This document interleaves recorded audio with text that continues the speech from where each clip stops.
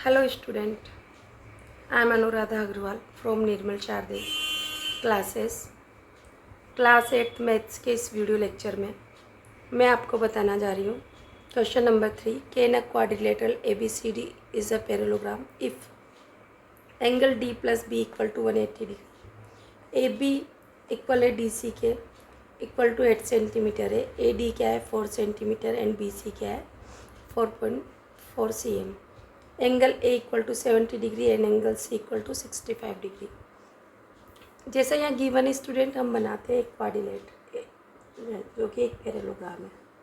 ठीक है, हमने ये बना लिया, इन्होंने नाम दिया, हम भी दे देते हैं A B C और D स्टूडेंट। ठीक है, पैरेललोग्राम में क्या होता है स्टूडेंट, ये वाली साइड इसके पैरेलल भी होती है, इक्वल भी होती है, और ये वाली साइड इसके पैरेलल और इक्वल होती है। यानी कि टू पेयर ऑफ साइड्स क्या होते हैं, पैरेलल होते हैं और इक्वल भी होते हैं। और अपोजिट एंगल ये इसके equal, opposite angles are equal होते हैं। और जो ये है ना एडजेसेंट एंगल्स, इनका सम कितना होता है 180 डिग्री होता है। अगर स्टूडेंट इतनी बात पता है तो ये क्वेश्चन बिल्कुल भी टफ नहीं है और हमारा क्वेश्चन बहुत इजीली हम लोग इसको कर लेंगे। अब मैं सबसे पहले देखती हूँ एंगल डी और एंगल बी के बारे में। तो एंगल डी का है मेरा ये रहा और एंगल बी क्या है मेरा ये, यानी कि ये है opposite angles of a parallelogram.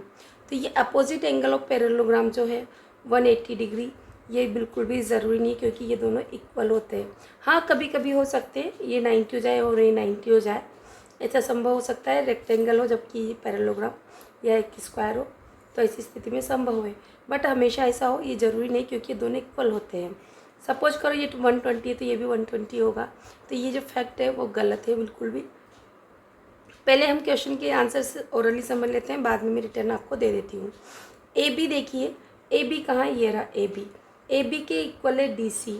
तो ए बी हमारा 8 सेंटीमीटर इसमें दिया हुआ है, तो यहाँ पर डी सी भी हमारा 8 सेंटीमीटर। तो ये बात बिल्कुल सही है, ऐसा बिल्कुल हो सकता है। ये 8 सेंटीमीटर है तो ये भी 8 सेंटीमीटर होगा स्टूडेंट। क्लियर। इसके बाद स्टूडेंट हम देखते हैं क्या दिया हुआ है हमारा बी सी। बी सी कहाँ है हमारा, ये रहा बी सी, कितना है 4.4 cm। बी सी के सामने हमारा ए डी है, ए डी क्या दिया हुआ है 4 cm। तो हाउ इज़ इट पॉसिबल, ये तो संभव ही नहीं है स्टूडेंट, क्योंकि अगर ये 4.4 cm है तो ये भी 4.4 cm होना चाहिए था। अगर ये 4 cm है तो ये 4 cm होना चाहिए था, क्योंकि ये दोनों साइड इक्वल है।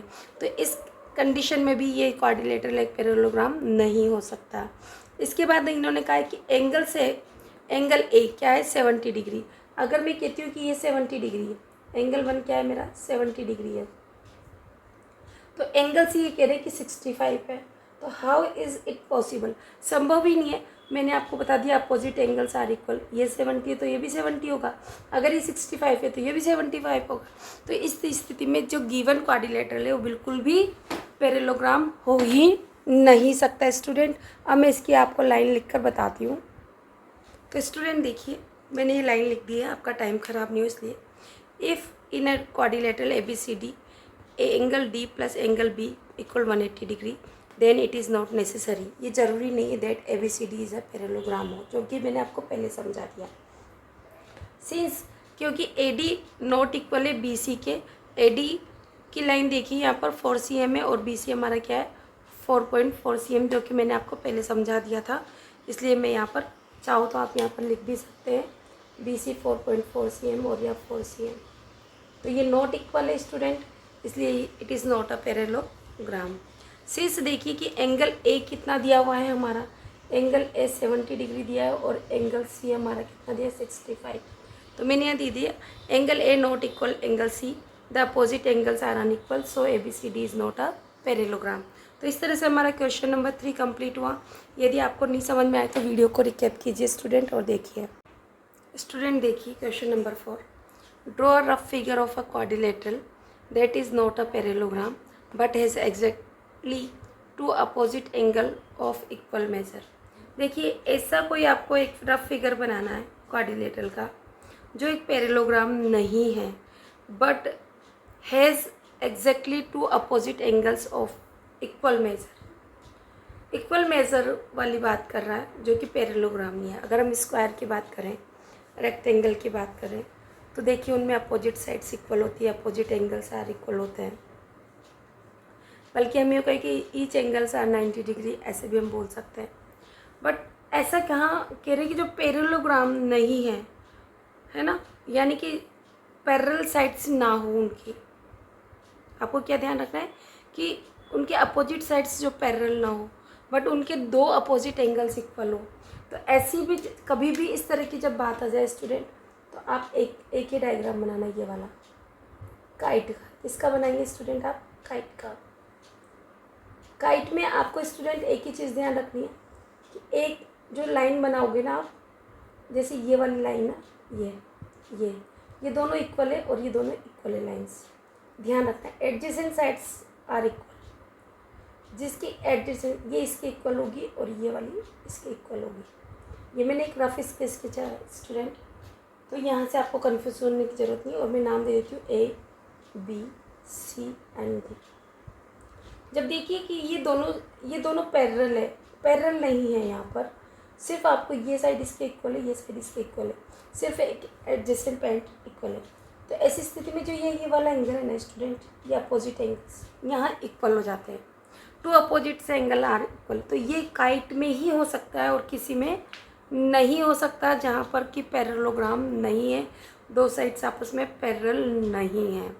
तो यहाँ पर सिर्फ मैंने डायरेक्ट आंसर लिखा हुआ है, और मैं नहीं मानती कि इसमें कोई बहुत ज़्यादा समझाने के लिए, जितना ज़रूरी था मैंने समझाया। A rough figure of a quadrilateral ABC that is not a parallelogram has been drawn with exactly two opposite angle of equal measure such that angle A equal to angle C which is a kite as an example। तो ये एक kite है example के तौर पे student, जो मैंने आपको बताया। स्टूडेंट देखिए question number 5, the measure of two adjacent angle of a parallelogram are in the ratio 3:2। Find the measure of each of the angle of the parallelogram. प्रत्येक एंगल का आपको मेजरमेंट बताना है। पैरेललोग्राम की प्रॉपर्टी स्टूडेंट याद होना चाहिए, अगर एंगल A 3x है तो एंगल C भी 3x होगा, एंगल B 2x है तो एंगल D भी 2x होगा। अगर आपको ये पता है तो आप आराम से निकाल लें। अब मैम आपने x तो लिख दिया, 3:2 को 2x लिख दिया, बट क्या होगा, x की वैल्यू हमें सबसे पहले फाइंड आउट करनी होगी। तो सबसे पहले सॉल्यूशन जब हम करते हैं स्टूडेंट, सॉल्यूशन में सबसे पहले आप क्या लिखोगे, लेट करना होगा।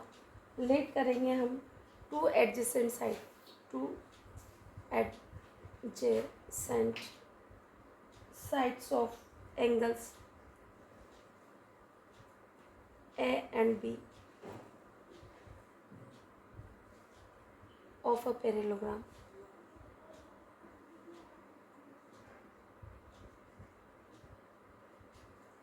पैरेललोग्राम नाम क्या है, ABCD हमारा पैरेललोग्राम है। B 3 को 3x लिख दे एंड 2 को 2x लिख दे, क्योंकि x की वैल्यू हम जब फाइंड आउट करेंगे तो हमारा आंसर सही से निकल जाएगा रेस्पेक्टिवली। ठीक है स्टूडेंट, अब आप लिख सकते हैं, चूँकि आप क्या जानते हैं, angle A plus angle B equal to 180 degree. क्यों लिखा है student, sum of adjacent angle of parallelogram. आपको ये लिखना है, ज़रूरी है स्टूडेंट, बहुत ज़्यादा ज़रूरी है। A की वैल्यू क्या है हमारी 3x प्लस एंगल B की वैल्यू क्या है 2x इक्वल टू 180 डिग्री। दोनों का सम किया 5x equal to 180 degree. Sign लगाते जाइए, x बराबर क्या हो जाएगा 180 डिग्री स्टूडेंट अपॉन 5। कट करिए, 5 3 ज़ा 15 और बचेगा 3, 5 6 ज़ा 30।